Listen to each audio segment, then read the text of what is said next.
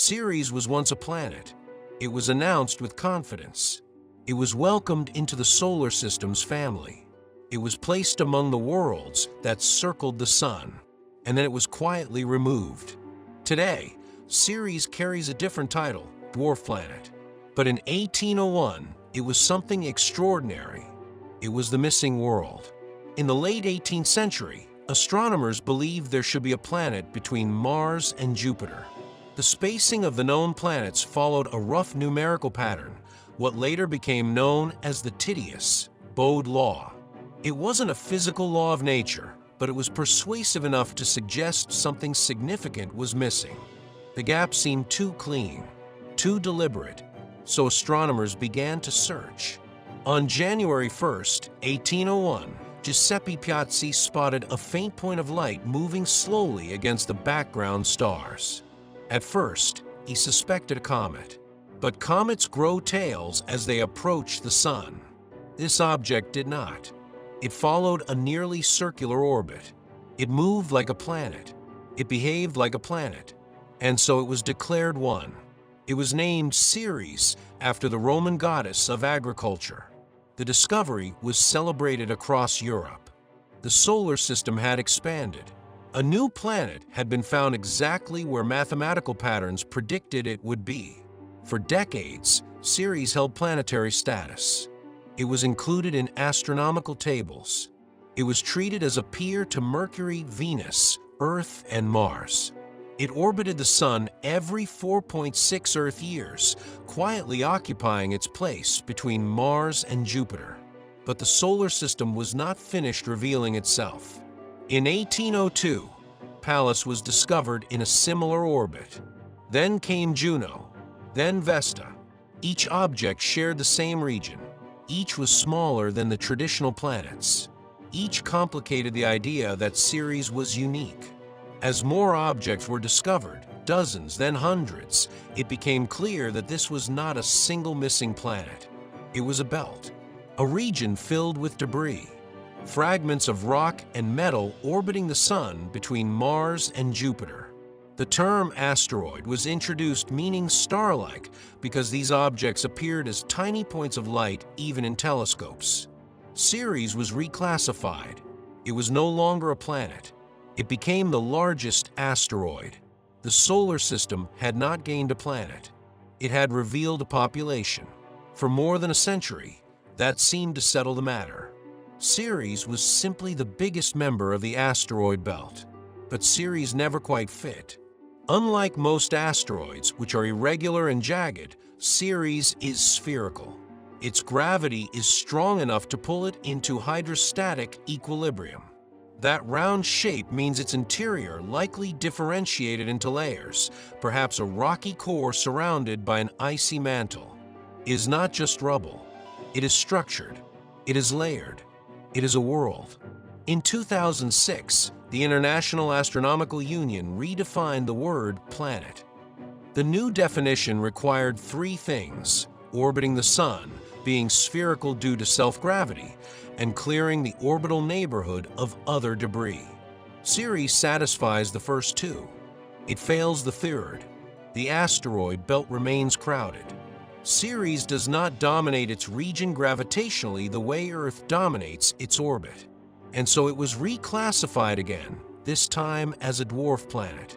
The same category as Pluto. Not fully a planet, not merely an asteroid, something in between.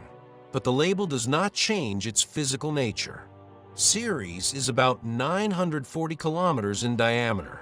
It contains roughly 1/3 of the total mass of the entire asteroid belt. That is enormous relative to its neighbors. It may be a planetary embryo, a protoplanet that began forming in the early solar system but never completed the process. The asteroid belt was likely prevented from forming a full planet by the immense gravitational influence of Jupiter. As Jupiter accumulated mass, its gravity stirred up the material in the region between Mars and itself, preventing small bodies from coalescing into a single large world. Ceres may be what remains of that interrupted process, a planet that almost was. In 2015, NASA's Dawn spacecraft entered orbit around Ceres. It had already visited Vesta, another large asteroid, but Ceres was different. Dawn's images revealed a surprisingly complex surface. Craters scarred the landscape, mountains rose from the plains, and bright white spots shone from within certain craters. Most famously, the bright deposits in a crater puzzled scientists. These spots were highly reflective, unlike the darker surrounding terrain. Analysis revealed they were composed largely of sodium carbonate and other salts, evidence of briny liquid reaching the surface and evaporating. This meant Ceres was not entirely inert. It had, or once had, liquid reservoirs beneath its crust. Water ice is abundant on Ceres. Beneath its surface lies a mixture of rock, ice, and possibly brines. Some scientists suspect that Ceres may have hosted a subsurface ocean in its distant past. It is cold now. Surface temperatures average around -105 degrees Celsius. But radioactive decay in its interior may have provided enough heat to sustain liquid pockets for long periods. Ahana Mons, a solitary mountain rising about 4 kilometers high, appears to be a cryovolcano, a volcano that erupts icy slurries instead of molten rock. Cryovolcanism is rare in the inner solar system. Ceres shows that even small worlds can be geologically interesting. Its gravity is weak, only about 3% of Earth's. A person standing on Ceres would weigh almost nothing compared to their weight on Earth. The horizon would appear close due to the small size of the world. The sun would look smaller in the sky than it does from Earth, though still bright. But despite its modest scale, Ceres carries immense historical weight. It exposes how scientific categories evolve. In 1801, it expanded the solar system. In the mid-19th century, it contracted it. In 2006, it reshaped again. Ceres itself did not change. Only our understanding did. This pattern echoes elsewhere. When Uranus was discovered, it expanded the planetary count. When Neptune followed, the solar system grew again. When Pluto was found, it seemed to add another distant planet. And when Pluto was reclassified, the public felt something had been taken away. But science is not sentimental. It refines. It reorganizes. Ceres was once the 8th planet. For nearly 50 years, that was its status. Textbooks listed it. Astronomers calculated its orbit alongside the others. Then the growing catalog of asteroids forced a redefinition. Ceres was not diminished. It was contextualized. And now, as a dwarf planet, it sits in a new category, one that acknowledges its spherical shape and complex structure while recognizing that it shares its orbital region. Ceres is neither a leftover rock nor a failed planet. It is a transitional world, a preserved remnant of early solar system formation, a bridge between planets and asteroids.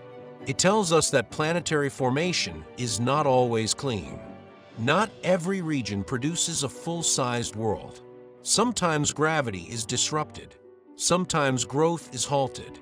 Sometimes the result is something in between. Ceres remains where it has always been, circling the Sun in the vast region between Mars and Jupiter. It has watched the solar system for over 4.5 billion years. It has endured impacts. It has preserved water. It has maintained its quiet orbit. Its identity has shifted in human language. Planet, asteroid, dwarf planet, but Ceres itself has not shifted. It reminds us that classification is a tool, not a truth. The solar system is not a neat diagram. It is a continuum of bodies shaped by gravity, time, and chance. Ceres was once a planet, and in many ways it still is a small, icy, spherical world orbiting the Sun, waiting for us to understand it more clearly.